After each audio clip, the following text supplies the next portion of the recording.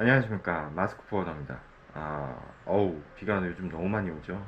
그래서 피해 있으신 분들이 없을까 걱정인데, 매년 지금 반복되는 것 같아요. 그래서 참 안타까운데, 밤에도 비가 그렇게 미친 듯이 오더라고요. 그래서 하여튼 비 피해 없으시길 바라겠고요. 특히 영업 가실 때 안전운전 항상 하시기 바랍니다. 오늘은 한번 세팅이 안 되는 화주들에 대해서 좀 얘기를 해볼까 하는데, 그 예전에도 한번 영상에서도 몇 번 얘기를 한 것 같아요. 근데 조금 항상 제가 뭐 이렇게 준비하고 올리는 게 아니기 때문에 주제만 간략히 생각하고 어느 정도 얘기할 아웃라인만 좀 생각한 다음에 영상을 제가 올리기 때문에 뭐 길게 얘기했지만 성의 없이 올린다는 얘기죠. 그 그래서 매번 빼먹는 얘기도 있고 얘기를 못 드리는 얘기도 있는 것 같아요. 그래서 이렇게 반복되는 게 있는데 그거는 좀 양해 말씀을 드립니다. 그래서 세팅이 안 된다는 화주는 뭐 쉽게 말해서 영업사원 입장에서는 업무한테 넘기기가 힘든 거죠. 그러니까 이게 반복되거나 간단한 화물이거나 아니면 반복되는 화물은 몇 번 하면은 업무 쪽에서 그냥 해요. 또 반복이 되기 때문에 굳이 얘기할 필요도 없고, 수출 같은 경우는 뭐 견적 가끔 바뀔 때다 가끔이 아니라 뭐 수출은 계속 바뀌죠. 뭐 선사 운임이야 뭐 요즘 거의 매주 바뀌고, 특정 지역 같은 경우는 뭐 2주에 한 번씩 바뀌고, 뭐 항공운임도 그렇죠.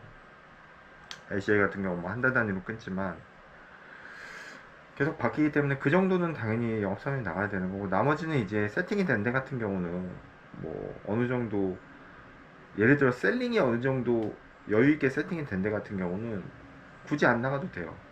예, 화주가 허락하는 거에 의해서 그런 데 같은 경우는 주로 내 가격도 안 변하는 이 근해 쪽이니까, 예를 들어 뭐 중국, 아시아 쪽이다 보니까.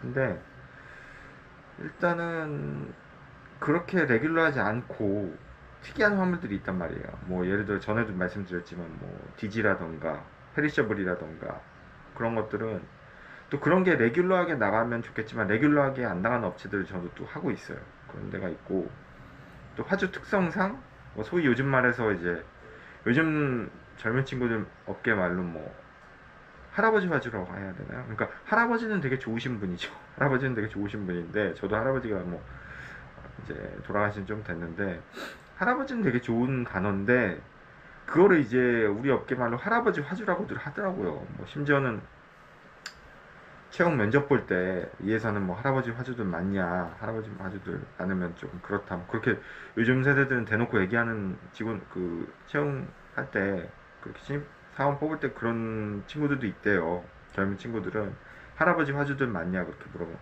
그러니까 할아버지라는 의미가 좋은 의미인데 이제 여기서는 뭔가 이렇게 자꾸 대묻고 귀찮게 하고 좀, 뭐 진상이라고 하긴 좀 그렇지만 뭐 좀 이렇게 말귀를 못 알아듣는, 한마디로 그냥 피곤한 화주라는 얘기죠. 그런 의미로 쓰이는 게 좀 안타깝긴 한데 어쨌든 실제로 업계에서 쓰이고 있으니까 전 얘기를 드린 겁니다.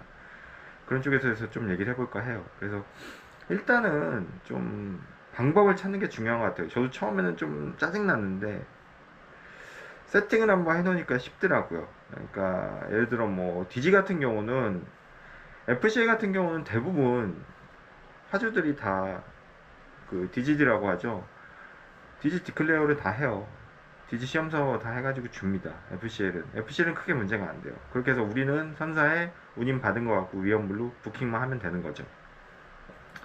근데 이제 LCL은 당연히 뭐 위험물 못 쓰니까 LCL은 얘기할 필요 없고, 항공 같은 경우 일반 항공으로 나갈 때는 일단은 중요한 게 뭐 위험물 아시겠지만 MSDS랑 뭐 테스트 리포트죠. 그리고 위험물 이제 시험서인데 DGD, 그런 경우는 대부분은 뭐 포장을 해서 주는 화주면 너무 좋죠. 근데 그런 화주는 많지 않고 실제로 우리가 픽업을 해서 이제 포장업체에 맡겨야 돼요. DG 업체들은 뭐 많습니다. 그러니까 뭐 여기서 말씀드릴 수 없는데 제가 쓰는 데가 있어요. 예, 꾸준히 쓰는 데가 있는데 거기다가 이제 패킹 상태랑 뭐 드라이아이스 넣는지 여부랑 그리고 서류랑 받은 서류랑 MSDS 뭐 테스트 리포트 다 주면은 알아서 자기들이 포장해줘요. 그래서 그 시험서도 주고 DGD도 주고 부킹은 미리 이제 DG로 해놓은 상태인데, 문제는 이제 뭐 클래스 같은 경우인데 클래스는 사실 다 아시겠지만 뭐 1에서부터 9까지 있는 거고, 이제 반대로 DG 같은 경우는 9가 제일 약한 거는 아실 거예요. 뭐 1로 올라갈수록 그 높은 거고, 그래서 반대인데, 숫자 증가하는 거랑 반대인데, 대부분 요즘 많이 진행되는 배터리 같은 경우는 98 이게 많죠. 그리고 이제 폭발물 1, 2 당연히 폭발물이나 뭐 가스 뭐 되게 위험한 거 있잖아요. 그런 거는 1에 가깝죠. 근데 사실 저는 폭발물은 해본 적이 없어요. 이거는 뭐 거의, 왜냐면 폭발물 같은 경우는 이쪽 무기 쪽도 많아서 그쪽은 이제 라이센스가 있어야 되거나 그거 전문적으로 하는 포딩들이 많아서 폭발물은 안 해봤고, 대부분 8, 9, 6, 7 요 정도 해본 거죠. 그래서 배터리 요즘 많이 하는 배터리 경우는 아시겠지만 뭐 ELI, UN 3487인가 34, 저도 그걸 외우진 않아서 항상 하긴 하는데 UN 3461인가 하여튼 그 특정 번호가 있어요. 리튬이온 배터리. 그거는 이제 아시겠지만 일반물로 실 수가 있죠. PI 966, 패킹 인스트럭션 966 그런 거는. 그래서 그런 거는 그냥 선사든 아니 항공사든 콘솔사든 얘기하고 그냥 부킹하면 돼요.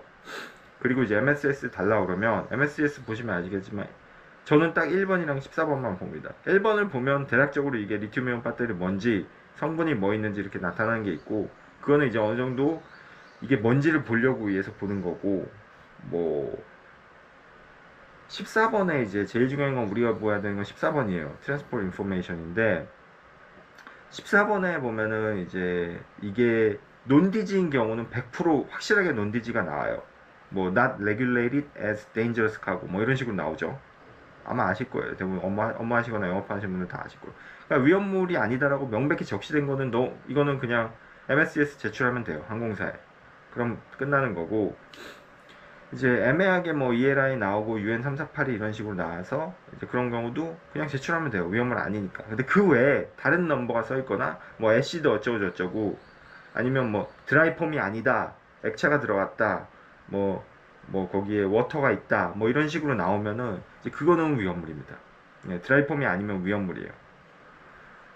그래서 애매한 거 같은 경우는 저도 모르는 거 많아요. 그냥 경험으로 이걸 해봐서 아는 거지. 그냥 위험물 업체에 물어보면 됩니다. MSS 그리고 이제 위험물 업체에 제일 물어봐야 될 제일 중요한 게 뭐냐면 뭐 카오로 갈지 아니면 뭐 패신저로 갈지 이런 것도 정해줘요. 그러니까 항공사에서 부킹을 받을 때 항공사 맘이긴 한데 이제 위험물인데 여객기에 실려도 되는 그 클래스가 있고, 아니면 무조건 클래스에 상관없이 자기들은 화물기에만 실어야 되는 항공사들이 있어요. 그건 항공사 맘이에요. 그리고 그게 수시로 또 바뀌어요. 그래서 매번 물어봐야 되는 그런 번거로움이 있어요. 그래서 위험물이 좀 세팅이 어려워요. 근데 이 복잡한 상황을 간단하게 하는 건 뭐냐면, 일단 위험물이라고 하든 뭐라고 하든 MSS 그런 거 받치시잖아요. 특히 영업사원분들 혹시나 이런 거 싫어하고 좀 시간이 없거나 촉박하신 분들은 그냥 일단은 그 위험물 업체에 넘기세요. 서류를 다. 그래서 그냥 판단해 달라고 하세요. 뭐 카오면 카오 아니면 뭐 이거 위험물인지 비위험물인지 알려달라고 하면 알려줘요. 왜냐면 거기 계신 분들은 라이센스가 있거든요. 위험물 교육을 받았고 어쨌든 우리보다는 위험물에 대해서 더 잘하시는 분들이라서 그냥 간단히 거기 물어보세요. 그럼 거기서 알려줘요. 뭔지 유엔 번호부터 다 해가지고. 그럼 거기서 알려준 거 그대로 부킹하세요. 일반물 하듯이. 그냥 부킹이야 뭐 어쨌든 출고 날짜랑 인천공항 입고 날짜랑 해가지고 부킹하는 거니까 맞춰서 조율해서 부킹하시면 돼요. 그 서류 받은 거 그대로 카오면 카오 다 전달해주고. 그럼 부킹 됐잖아요. 부킹 됐으면 콘서선 항공사에서 DGD 달라고 그럴 거예요. 그럼 DGD는 미리 줘요. 포장 전에도 줍니다. 포장업체에서. 그래서 그 시험 성격서 그거 주면은 끝나는 거예요, 사실상. 나머지 서류 주고 그런 건 똑같습니다, 일반물이랑. 배터리는 됐고, 이렇게 세팅을 해놓으셔도 돼요. 아니면은 자기가 항상 레귤러하게 하는 화주면은 뭐 UN 번호나 그런 거 다 알잖아요. 위험물인지 비위험물인지 다 알면은 그대로 부킹해놓고 포장만 디지 업체에 맡기시면 되고요.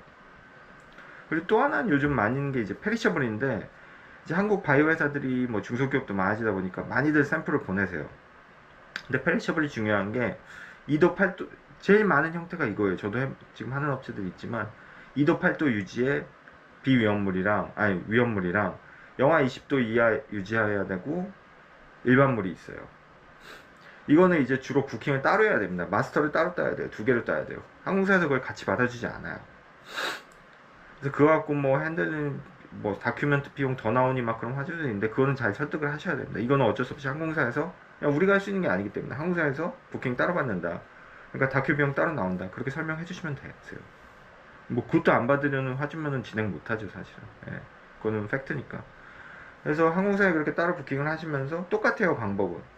DG 업체에다가 포장 관련해서 요거 그대로 화주한테 인스트럭션 받은 거 2도 8도 위험물, 뭐 영하 20도 비위험물 일반물 해가지고 서류랑 다 넘기세요. 근데 이런 어떤 바이오 회사는 또 서류가 되게 많아요. 인보이스 패킹 외에 뭐 MSDS 한두 개가 아닌 경우가 많습니다. 뭐 기본 두세 개씩 주실 때도 있고. 그거 보실 시간 없으면 그냥 넘기세요, 위험물 업체. 그래서 포장 관련해서 요거 해달라고 언제 입고 할 테니까 들어갑니다 하면은 드라이에스 충분히 넣어달라고 하시면서 해주시면 알아서 해줍니다, 디지 업체에서. 그럼 그거 가지고 다시 부킹 하시면 돼요. 아니면 일단 선부킹 해놓고 2도 8도 위험물, 영하 20도 일반물 요 정도 디테일이랑 박스 사이즈랑 요 정도 주시고, 어차피 드라이아이스 넣으면서 조금 바뀔 수 있거든요, 웨이트나 그런 거는. 그러니까 그런 거는 나중에 인폼한다고 그러고 부킹만 잡아놓고 디지 업체에 넘긴 다음에 디지 업체에서 나오는 정보 가지고 또 수정해서 주셔도 되고요. 그렇게 하시면 됩니다.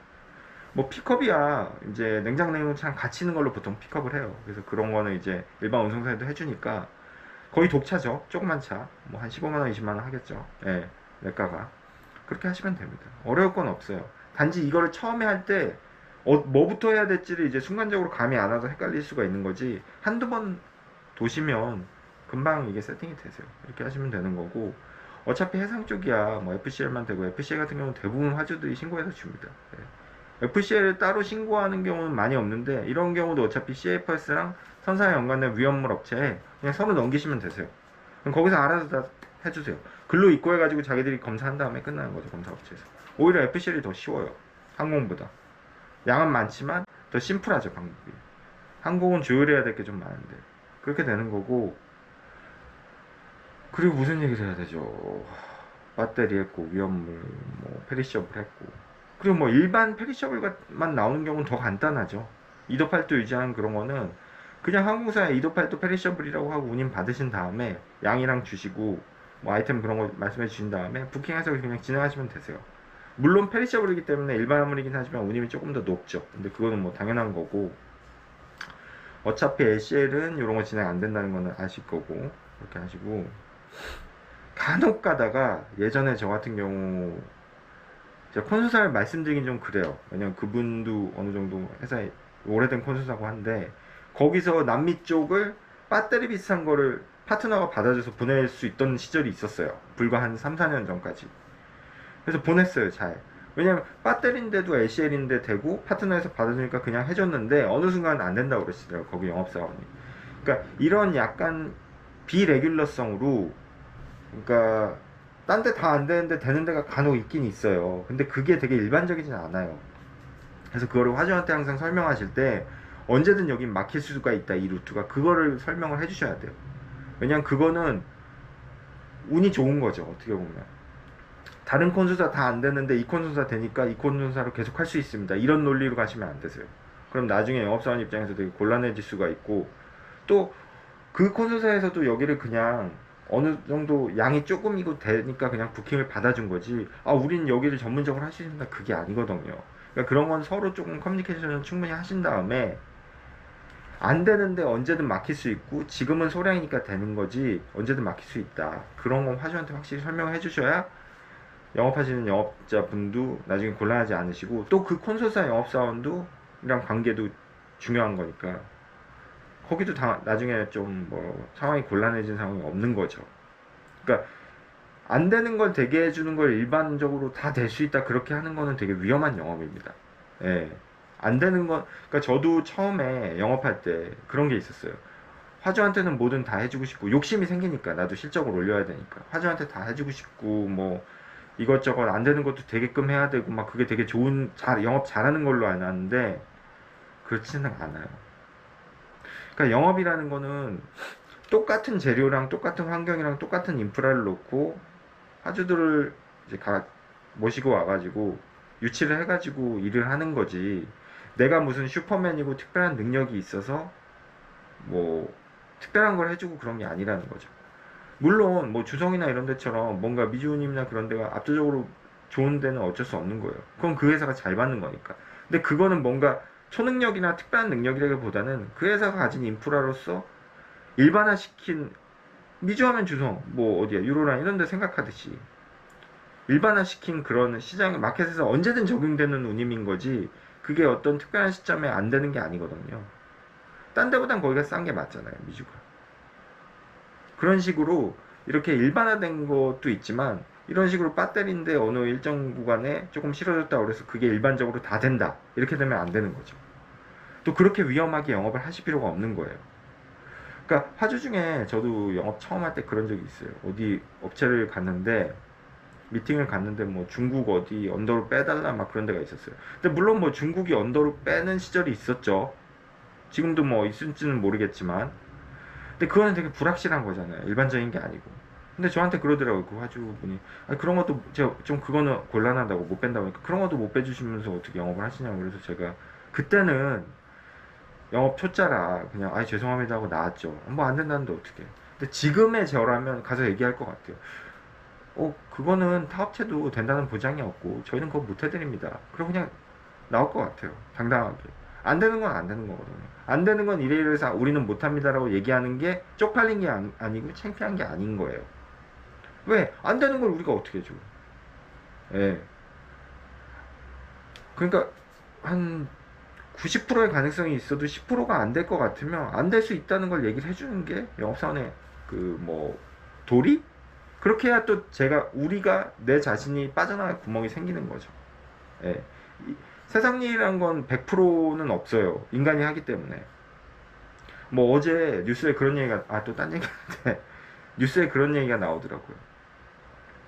되게 안타까운 일인데, 비가 많이 와서 거기 어디, 지역이 갑자기 또 까먹었네. 어제 일인데도 이렇게 까먹습니다, 제가. 예. 용인인가? 경기도권이었어, 하여튼. 근데 다리인데, 그 다리가 고가였나? 하여튼 다리가 지은 지 2주밖에 안 됐어요. 근데 비가 많이 왔어요. 그래서 결국 이게 무너졌어요, 낮에, 그냥. 근데 이제 그거를 찍은 뒷차에 블랙박스에 찍힌 게 있는데 앞차가 그냥 깔린 거예요. 그래서 그 안에 계신 분 돌아가셨어요. 그 젊은 분이시더라고요, 40대. 저도 40대지만 남의 같지가 않더라고요. 그분이 뭔 죄입니까? 근데 더 웃긴 거는 이런 일이 터지기 전에 뭐 100몇 가지의 전조 증상이 생긴대요. 그러니까 이게 교가가 무너지기 전에 이미 신고가 접수가 돼 있었고, 불안하다 그런 신고들이 여러 번 있었다는 거죠. 이미 그 주변 사람들 통해서 안전검사에서도 뭐가 이상이 있다는 거 나왔고, 근데 그냥 넘어간 거죠. 예. 이건 뭐냐면은 이런 일이 터지는 이유는 인간이 이거를 그냥 넘겼기 때문이거든요. 물론 그냥 넘겼는데 안 터지는 사고도 많아요. 그런 건 우리가 모르죠. 안 터졌으니까. 사고가 터진 다음에 이게 다 발견되는 거니까 공개가 되고. 마찬가지입니다. 우리 포딩업도 간단한 하나의 메일이고 하나의 인포메이션이고 하나의 노티스지만 줘야 돼요. 대부분은 그냥 넘어가죠. 별일 없이. 그거 주든 안 주든. 근데 그게 어떤 데미지나 사고가 터졌을 때 그걸 안 줌으로써 해가지고 화살이 나나 내가 있는 회사에 올 수가 있는 거예요. 보험을 왜 듭니까? 그 2, 3만 원 아까운데. 그래도 들어야죠. 그냥 넘어가는 경우 99%죠. 그러니까 보험회사가 돈을 버는 거죠. 근데 그 1%에 뭐가 터졌을 때 그 보험이 살려줄 수가 있거든요. 저도 실제로 보험의 덕을 본 적이 있고 들어서. 저 웬만하면 보험 무조건 들어요. 드는 게 좋다고 생각해요. 화주한테 권하죠. 근데 간혹 화주 중에 당황스러운데, 아니 보험을 우리가 왜 드냐고, 책임져서 다 보험까지 해줘야지, 우선까지. 그런 경우는 그냥 저희가 자비를 들죠. 얼마 안 하니까.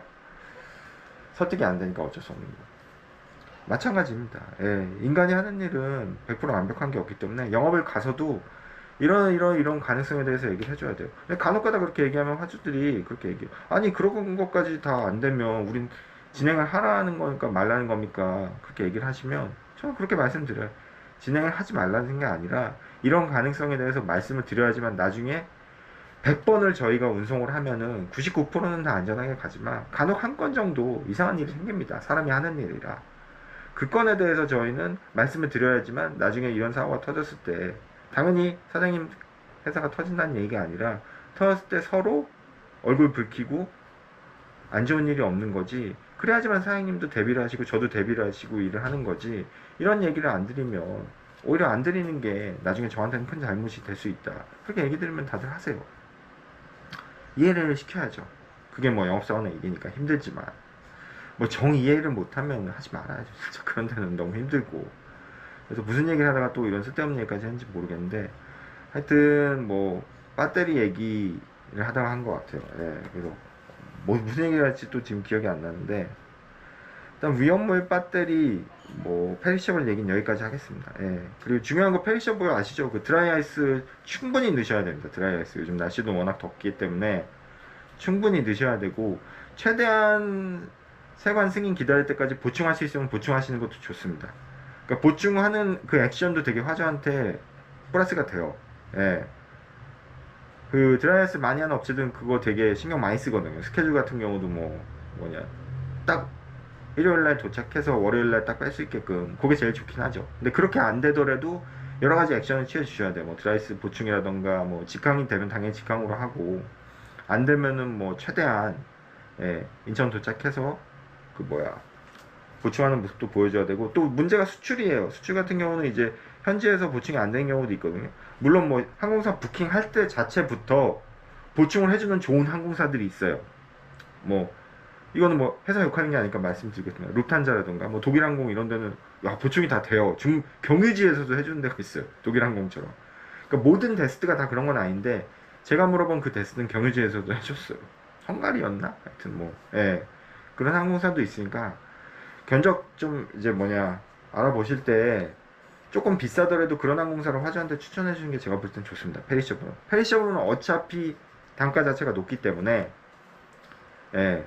아니 뭐 화주가 아깝다 그러면 싼 데 태워야죠. 근데 그런 서비스나 그런 거 경유지에서도 다 보충이 된다 그런 거를 좀 얘기해 주시면서 여기는 가격이 비싸다고 하시면 그래도 조금 설득하는데 유리하지 않을까 싶어요. 예. 그렇고 뭐 이 정도 얘기했으면 충분히 얘기한 것 같고 이제 다음 얘기할 거는 이제 할아버지 화주에 대해서 얘기해볼까 하는데 실제로 저도 이 업체가 있어요. 이렇게 핸들링하는 업체가 있는데 여러 가지 형태가 있어서 그 형태를 제가 다 경험해봤다고는 어렵고요. 최근에 겪은 화주인데 이제 이분은 메일을 안 보세요. 메일을 전혀 안 보십니다. 그러니까 꽤 오래 사업을 하신 거의 한 30년 가까이 사업하신 사장님이신데 메일을 안 보세요. 그나마 제가 조금 이제 훈련을 시킨 게 훈련을 시켰다는 표현이 외람된 표현이면 죄송합니다. 훈련을 시켜드린 게 메시지로만 하시는 거 메시지는 아시겠지만 핸드폰 메시지는 아시겠지만 이게 서류나 그런 거 첨부하기가 되게 힘들어요. 모르겠어요. 저는 못하겠더라고요. 그리고 제일 중요한 게 컴퓨터로도 못하고 핸드폰으로 하니까 이제 저 정도 나이 들면은 제가 이제 손이 똥손이라 핸드폰에 타이핑을 치면 자꾸 오타가 나요. 한 3번 연속 오타가 나가지고 짜증난 적도 있는데 그래서 일단은 사장님을 설득해서 카톡 하시더라고요. 사장님 카톡에서 하시죠. 그래서 일단 옮겨놨어. 카톡까지는 제가 모시고 왔어요. 카톡까지는 모시고 왔는데 카톡에서부터는 이제 카톡은 좋은 게 컴퓨터로 하면 되니까 컴퓨터로 하면 이제 그래도 제가 타자는 그렇게 똥손이 아니거든요. 이것도 많이 틀리긴 하지만 문자보다는 훨씬 나아요. 훨씬 편하고 문자로 이러고 있는 그래서 카톡까지는 모시고 왔는데 카톡에서부터 이제 하는 거죠. 근데 이제 메일을 보고 우리 카톡을 좀 줄이자 거기서부터는 이게 얘기가 안 통하더라고요. 바쁘다, 못 본다, 외부 활동이 많다. 고민 한 10분 고민했어요. 포기했습니다. 예. 업무에선 업무 그냥 메일 쭉 나가세요. 우리 기록 보는 용으로. 그리고 카톡으로 제가 그냥 응대를 해드려요. 그나마 다행인 게 이 업체가 한 달에 수입하시는 게 한두 건밖에 안 돼요. 한두 건 정도. 그나마 다행이죠. 이게 뭐 건수가 엄청 많으면 저도 못하죠. 딴 일을 못하니까. 그나마 다행이에요.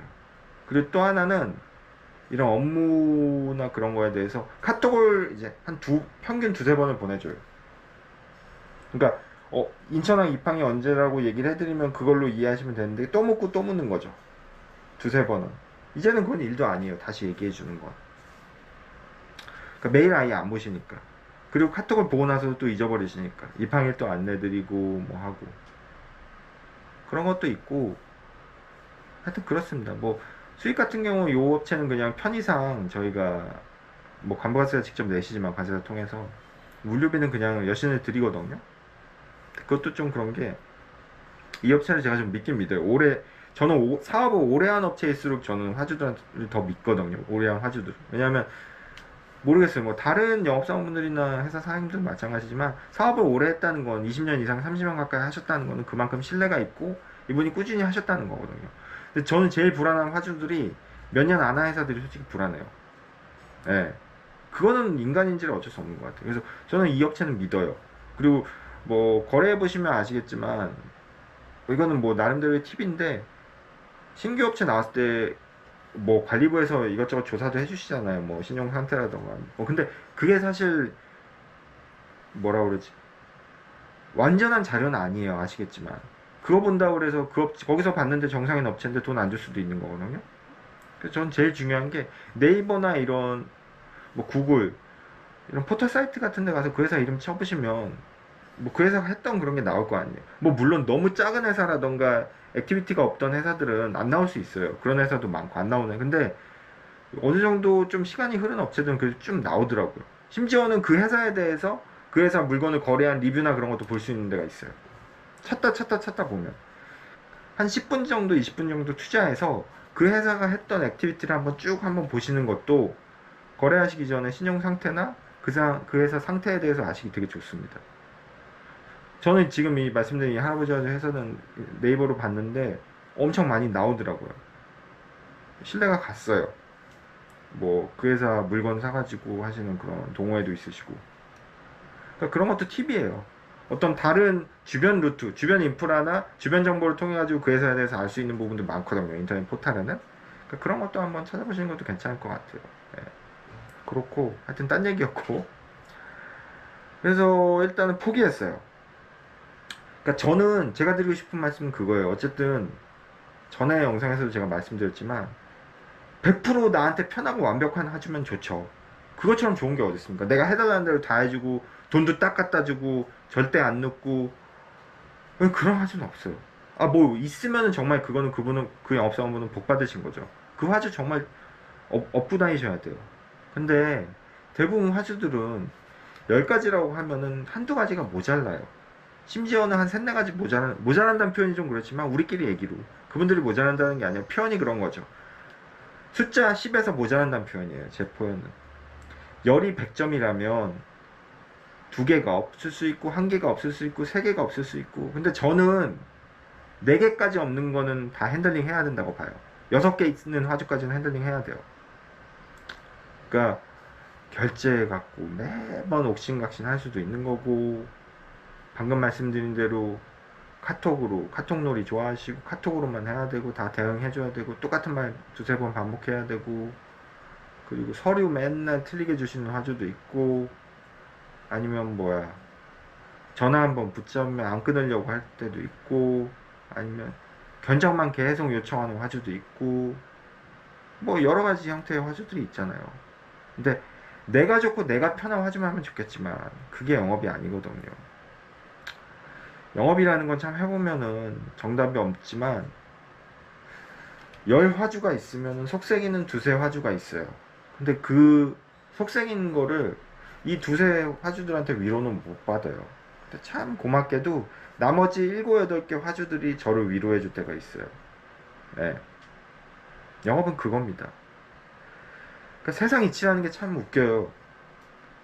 제가 지난 영상에 어떤 제 구독자분이 그런 얘기 하시더라고요. 처가댁이 이제 러시아 댁인지 몰랐다고 궁금해 하셨는데 국제결혼 하셨다고 하는데 그분이 이제 러시아 잘 다녀오셨냐고 그렇게 얘기하시더라고요. 그래서 안부를 여쭤봐줘서 그렇게 감사했는데 그 러시아를 가서 제가 느낀 게 뭐냐면 지금 러시아 내수 경기가 좋은 편이거든요.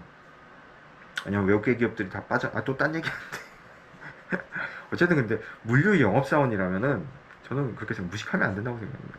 세상 돌아가는 건 최대한 아셔야 돼요. 그러니까 이런 어떤 세상 돌아가는 거에 대해서도 좀 어느 정도는 아셔야 된다고 생각을 해요. 저는 제 개인적인 생각입니다. 근데 무식해도 실적 좋으면 장땡이에요. 무식해도 쓸 줄 몰라도 실적만 몇만 불 하면 괜찮습니다. 농담이고요. 하여튼 근데 이 나라는 어찌 됐든 간에 어떠한 이유 되든 간에 먼저 친놈은 러시아잖아요. 친놈이라고 그래서 죄송해요. 어디 푸틴이 자객을 저한테 보내진 않겠죠. 저처럼 의미 없는 인간한테. 친놈은 러시아인데 러시아는 저렇게 내수 경기가 좋고 우크라이나는 저렇게 대통령이 무기 구걸하고 다니는 거잖아요. 사실 그게 구걸하러 다니는 거죠. 이건 뭔가 잘못돼도 한참 잘못된 거 아닌가. 세상이 참 그런 것 같아요. 너무 악해. 특히 이 국제 질서는 완전 마피아야. 너무 악해요. 러시아에 가서 제가 그래서 전 개인적으로 결혼하고 나서 저는 핵무장론자가 됐어요. 이 대한민국도 핵이 있어야지만 이 주변에 우리는 다 덩치 크고 깡패들밖에 없잖아요. 다 미국, 일본, 중국, 러시아 다 강대국밖에 없어. 우리 핵이 있어야 된다고 제 개인적으로 저는 핵무장 찬성론자가 될 정도였어요. 세상이 그래. 근데 이 영업바닥도 사실 그 녹록치가 않습니다. 포딩 영업바닥도 너무 힘들어요. 영업하기도 힘들고 전화해도 뭐 개새끼 취급도 하고. 근데 그래도 가끔 화주들이 저를 위로해줄 때는 정말 눈물나게 고마워요. 좋은 화주들이 항상 있거든요. 제 주변에. 물량이 많고 적음을 떠나서 저한테 따뜻하게 한마디. 요번에 이제 친정 갔다, 친정이래.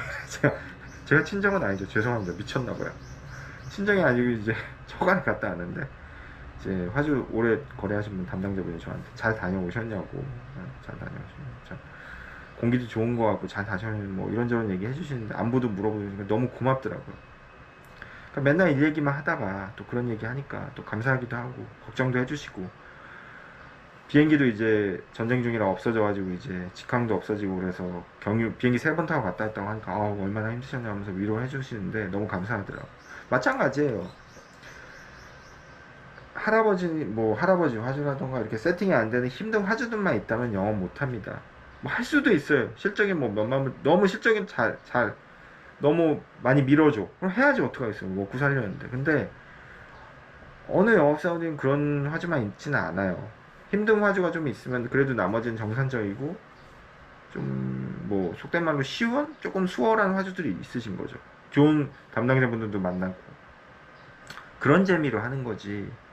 우리가 뭐 다 막말로 근데 너무 다 편해. 그래도 행복할 수도 있겠네. 근데 그런 건 없어요.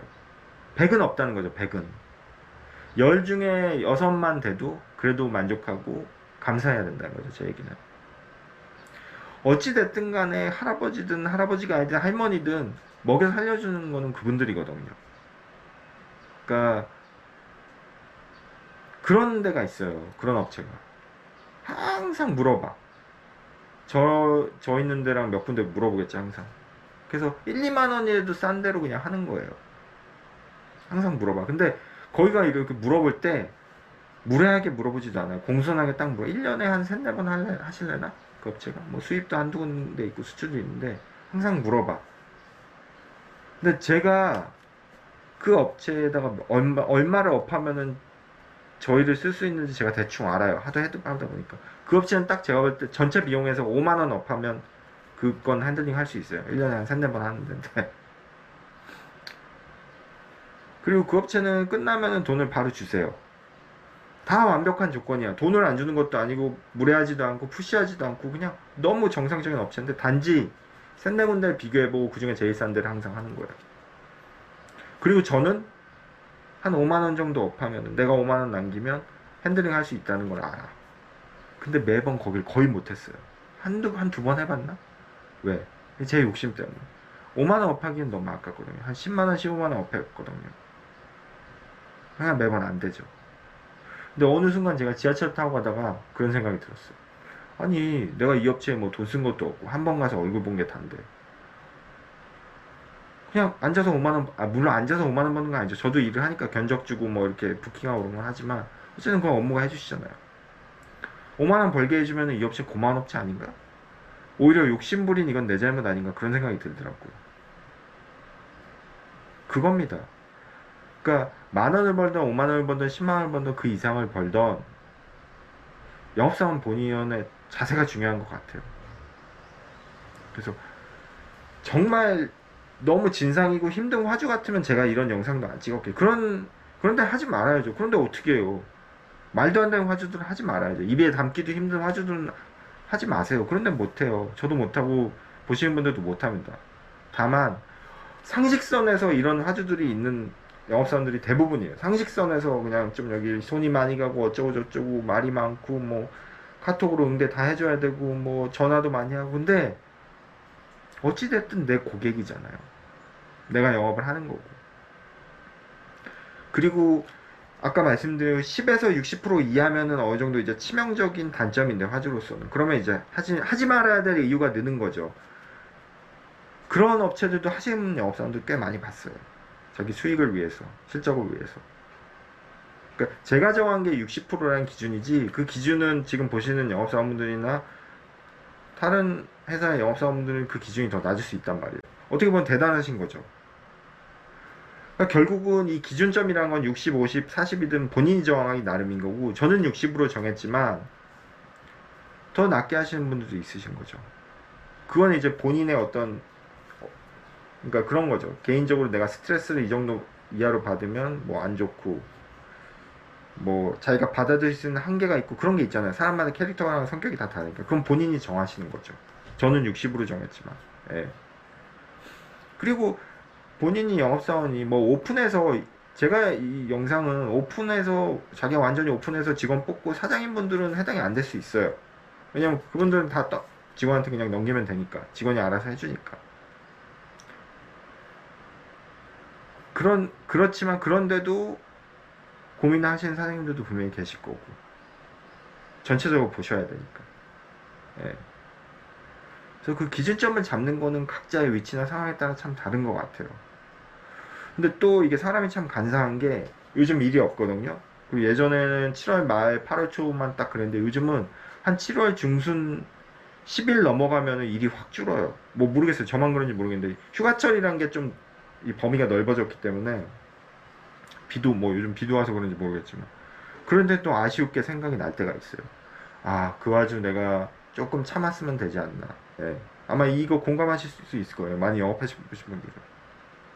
이랬을 땐 또 아쉽거든요.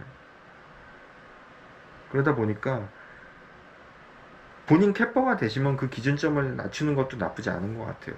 캐퍼가 되시고. 그리고 젊으신 분들, 특히 영업 처음 하시는 분들은 이것저것 다 먹어봐야 돼요. 저도 뭐 그랬지만, 저는 뭐 독약 빼곤 다 먹어본 것 같아요. 뭐 이것저것 주워 먹어보면 딱 그게 느낌이 오거든요. 간접 경험도 물론 중요하죠. 그것도 되게 도움이 많이 되지만 직접 경험만큼 도움되는 거 없습니다. 예. 이것저것 이와주 저와주 다 해보시는 것도 나쁘지 않습니다. 예.